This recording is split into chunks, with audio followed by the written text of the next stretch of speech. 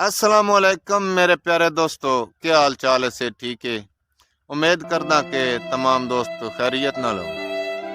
ते दोस्तों, हर शहर नवा ख्याल लिखिया नवे साल दी आमद ते सन 2021 गुजर गया ते सन 2022 दी आमद ते लिखिया न।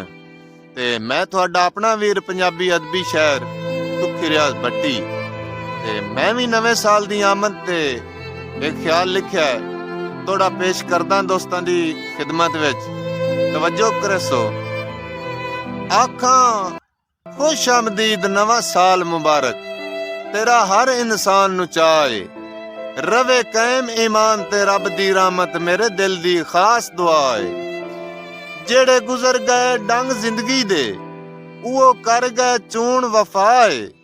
दुखी रियाज इन्ना गुजरिया सालां दा अल्लाह हाफिज आप खुदा है।